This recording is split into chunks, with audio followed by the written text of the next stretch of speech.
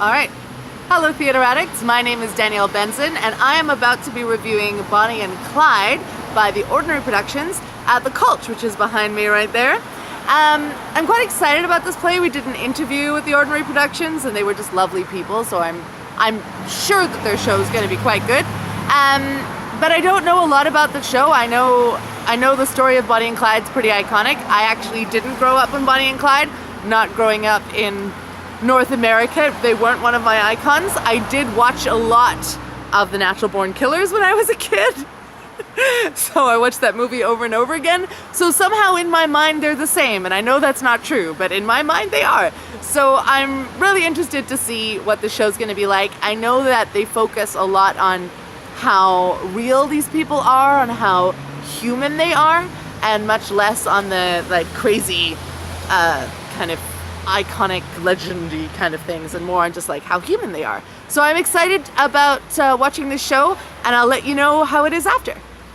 Hey, so I just got out of Bonnie and Clyde at the Culture Lab as part of the Dramatic Work series. It is definitely very dramatic. I'm feeling quite like disturbed, moved. It was quite an intense play. It's funny because I was expecting a lot of kind of sensational, violent kind of feeling, and it wasn't that at all. It was very quiet and kind of peaceful and tense, and it was kind of cool. It was this like snapshot out of their lives. So I was expecting more of kind of summary, like a linear story of their escapades, but it was essentially just a moment in their lives, and kind of showing their relationship. And yeah, I remember them saying when we interviewed them that it was a very human side of them, and that's definitely what I would say.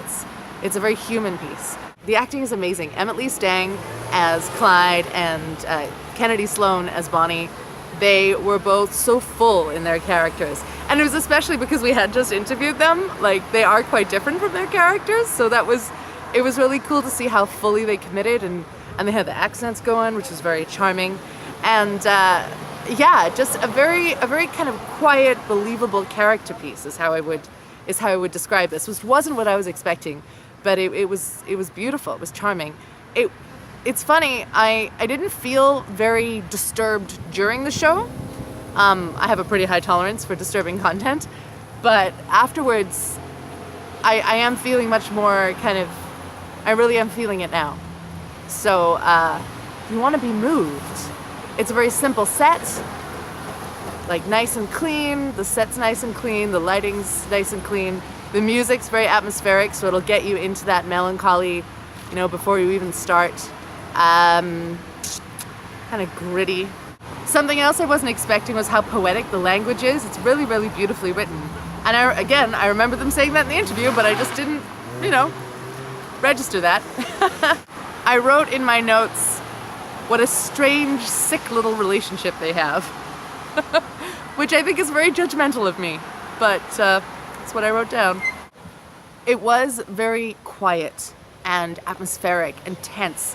It was a little bit long. I feel like for something that is that much about the undercurrents of relationships, it was about, the little things that they kind of niggle at each other about. It was subtle. They didn't hit you over the head with anything. Riding that tension for over an hour without any climaxes, without any release, I felt like they didn't quite hold on to it, didn't build in the way that would have kept my attention completely. But that said, every time I did feel my attention wander, they did bring it back, and they stayed in it. It was just a little long for me. I think 45 minutes probably would have been, or even an hour would have been perfect, because I like the quietness, I like the calm, I like the moments of silence when stuff is building, and I liked the unfinished sentences, and I liked all the subtext. There was a lot in there. There was a lot in this script and a lot in this performance as well. And go see it, because it had a tiny little audience. It's a small space, but it's an intimate script, and it's a moving script, and it's very human. It's a little bit disturbing, but it's probably Bonnie and Clyde as you haven't seen them before. And if you are a Bonnie and Clyde fan, if you know about their work, which I didn't really, because I didn't grow up in this country, as I said before,